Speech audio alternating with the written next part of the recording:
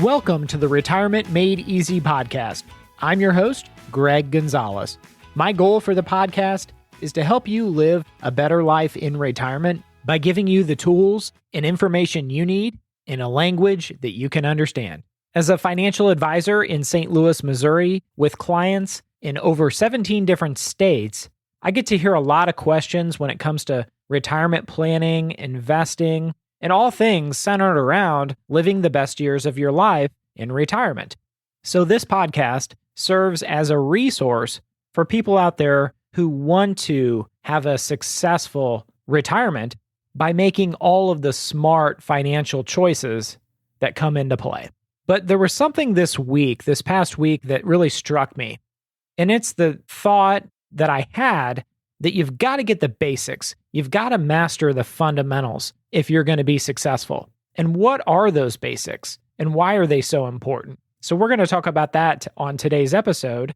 But before we get into that, I wanted to remind listeners to check out our website, which is retirementmadeeasypodcast.com. That's retirementmadeeasypodcast.com. It's a long website URL, but there's a lot there for you. You can listen to previous podcast episodes. You can download some of our free resources, such as our tax planning guides. Our retirement secret sauce is on there, very popular guide.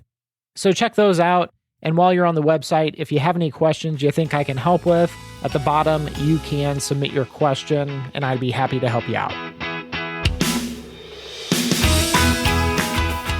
So let's jump into today's podcast topic, becoming brilliant at the basics, the fundamentals. And when I think of the basics, I think of a story of an interview with a golfer named Davis Love III. And they interviewed him years and years ago. He's a PGA champion, very, very good golfer, pro golfer. And they said, how do you practice? How do you prepare for these tournaments? When you go travel for these professional golf tournaments, how do you prepare? And he told the reporter, he said, when you see me play in the tournament, everything just looks natural to you. Like my swing and everything, it just looks like I have this gift. And he said, but it's not like that. He said, day after day, Monday through Friday, preparing for a tournament, 95% of the time, I work on the basics, the fundamentals of golf, which he equated to grip, how you grip the golf club, stance, how you stand and you position yourself for a swing, and then alignment, how you align your body so you're not off balance. And so grip, stance, and alignment. And he said his brother was his coach, his swing coach, and every morning his brother would help line him up and practice the basics. He said you got to practice, not until you get it right, but practice until you can't get it wrong. You can't read a book on how to play golf and then go out and play in a PGA tournament and beat everybody. It takes practice, it takes lessons, it takes discipline to get it right. So just like Davis Love III, 95% of the time says he practices the basic fundamentals of golf, there's basics when it comes to financial planning and investing. So for someone that's saving for retirement and is not yet retired, they need to live on less than they make. And I can tell you that most people haven't mastered this basic concept. And how do I know that? Well, if you're not living on less than you make, then that means you're putting money on credit cards or you're borrowing it somehow. So if we looked at the average credit card debt balance of an average household in America, and I did that, so for 2020, according to the Federal Reserve Survey of Consumer Finances, the average household credit card balance in America was $6,270. And this isn't just for low-income households. This is for all American households. And not only that, this is the average. So some households have lower, some have much, much higher credit card balances. So another way of saying spend less than you make is live below your means. That's the basic fundamental of personal finance. And that, or at least we suggest, is worth carrying over into retirement. Live on less than the income that you make. And your income may be different in retirement. It may be a pension and Social Security and retirement withdrawals from retirement accounts. So that's basic number one, is getting your spending under control. That might involve a budget. For some people, it's going to be a very rigid budget. because they can't control themselves. Maybe they're a spendaholic. But I would argue that in retirement, living on a disciplined fixed income that is spelled out and very, very realistic based on the lifestyle you want to have in retirement is extremely important.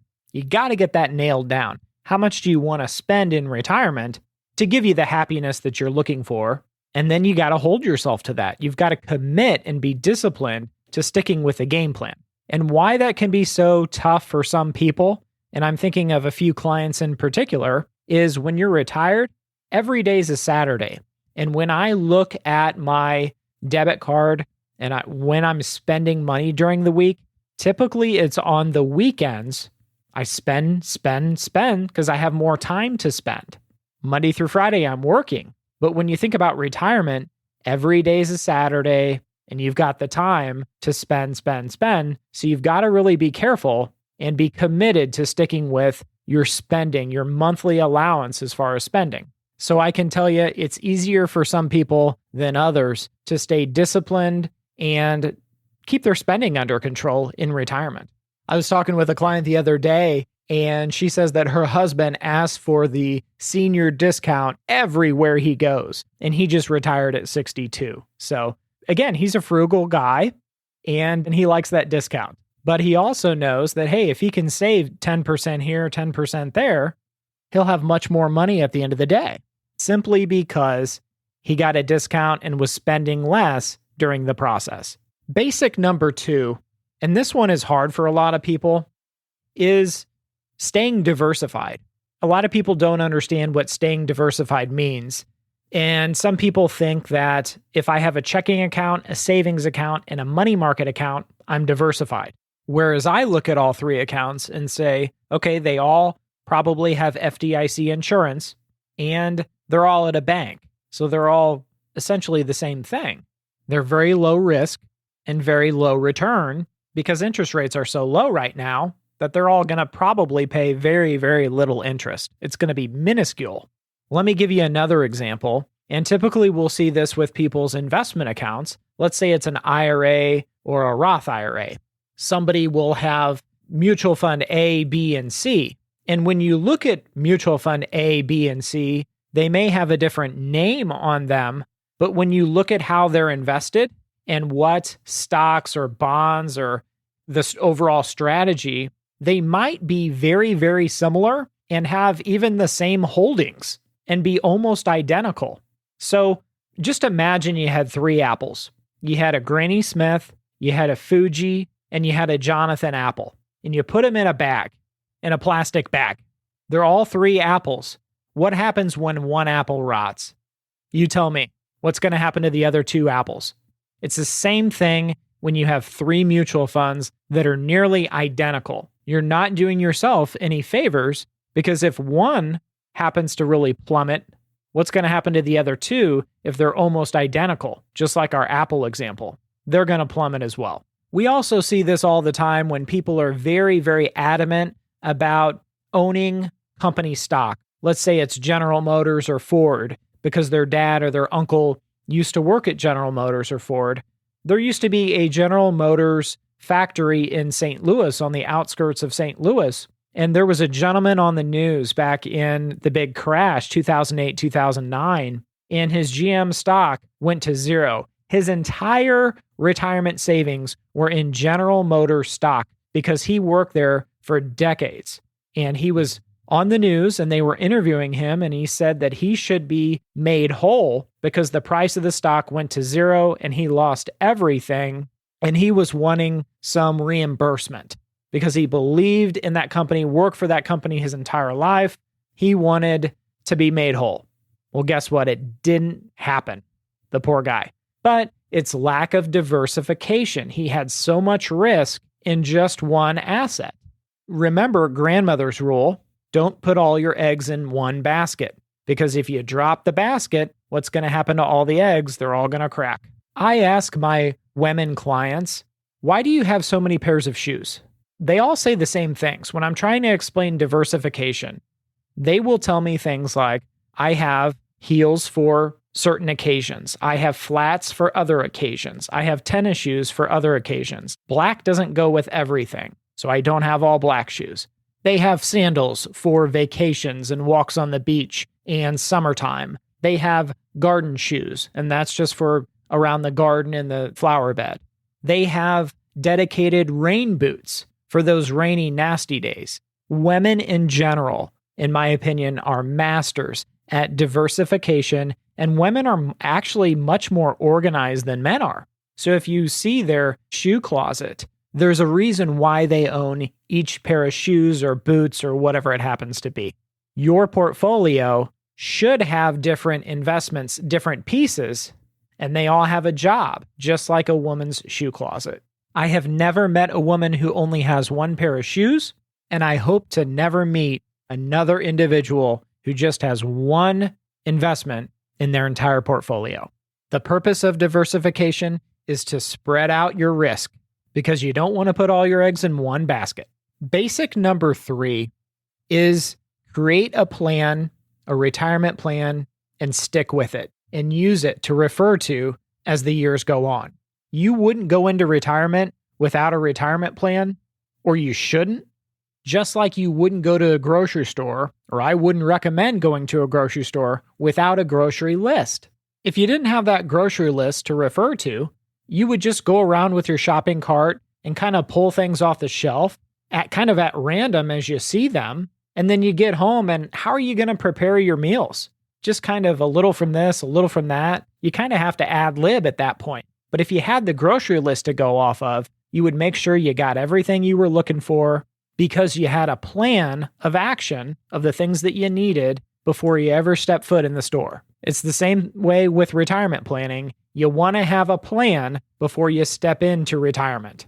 I'll take it one step further. If you ever ask any pilot, when you're flying a plane and you're trying to get to a destination, do you have a flight plan for every flight? I challenge you, ask any pilot out there. They'll tell you absolutely, we always have a flight plan based on the conditions, not only the wind, the weather, when we expect to take off, when we expect to land, things that might throw us off course. A pilot is always going to have a flight plan. But if you ask any pilot, how many times, how many flights did it go exactly as you planned? And they will tell you very, very few. There's always going to be changes that occurred mid-flight. It's the same with your retirement plan. You'll need to kind of adjust that as you go. But without that retirement plan to refer back to, I really don't know how anyone could have a successful retirement because you have nothing to kind of judge where you're going. It's kind of like when you're at a mall, and I don't know if you've ever seen that big map. It says you are here, and you want to get to JCPenney or Sears or Macy's or wherever it is. You can kind of see your path that you need to take, the most efficient route. Well, that's kind of like a retirement plan. You are here. How do we get to there? Do we take the elevator? Do we take the stairs? Are there renovations that we need to avoid? That's kind of why you plan ahead. And really, it helps you kind of stay on track over the years too. So you're not getting off course and forgetting to make adjustments along the way. So basic number 3 is have a plan just like you have a grocery list when you go into a grocery store. There's a book I read recently. It's called Rich Habits, The Daily Success Habits of Wealthy Individuals. And it looked at millionaires versus non-millionaires. And 81% of millionaires had daily to-do lists. And non-millionaires, only 19% of them had daily to-do lists. I would think, and the book didn't clarify, but I would think that most millionaires would go into a grocery store with a grocery list. And the last basic concept that so many people have mastered is preparing for the unexpected, preparing for the what ifs in life. Because life never goes as we expect or we plan. There's always the surprises that pop up. So I recommend that people be prepared for the what ifs in life. What if it's you're unable to work as long as you planned? What if it's premature death of a family member or loved one? What if something happens to my pension and my pension dollars get cut during retirement? What if in my first couple of years of retirement, there's a market correction? What do I do then?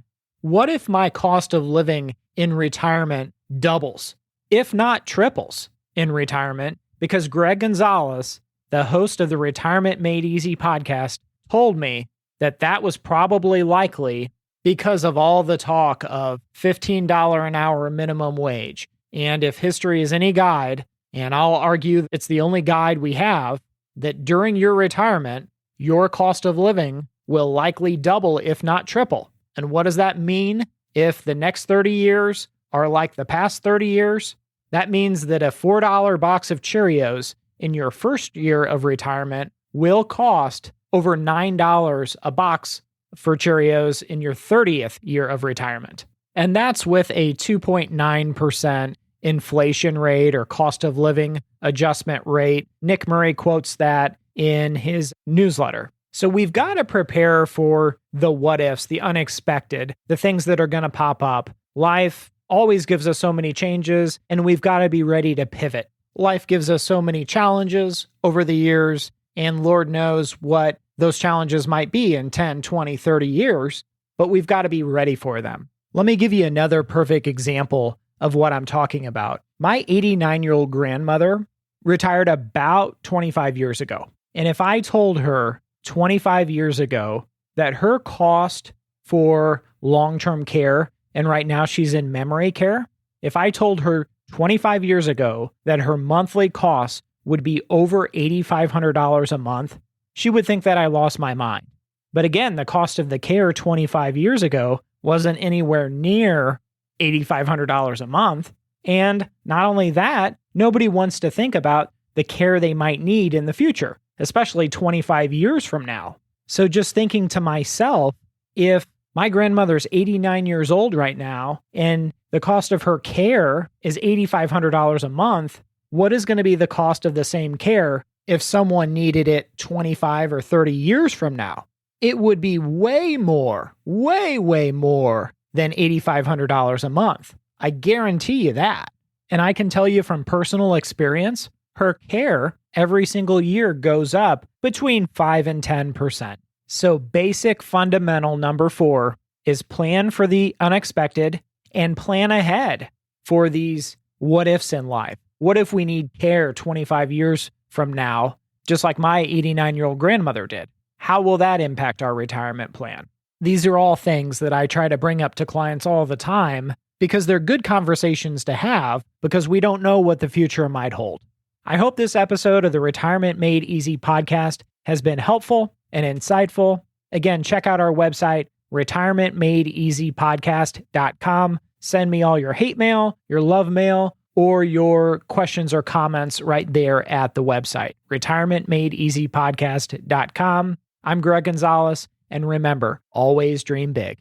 The opinions voiced in this material are for general information only and are not intended to provide specific advice or recommendations for any individual. To determine which investments may be appropriate for you, please consult your attorney, tax advisor, or financial advisor prior to investing. This is a hypothetical example and is not representative of any specific investment. Your results may vary. All performance referenced is historical and is no guarantee of future results. All indices mentioned are unmanaged and may not be invested into directly. The SmartVestor program is a directory of investment professionals. Neither Dave Ramsey nor SmartVestor are affiliates of St. Louis Retirement Advisors or LPL Financial. There is no guarantee that a diversified portfolio will enhance overall returns or outperform a non-diversified portfolio. Diversification does not protect against market risk. All investing involves risk, including loss of principal. No strategy assures success or protects against loss. Securities and advisory services offered through LPL Financial, a registered investment advisor, member FINRA, SIPC.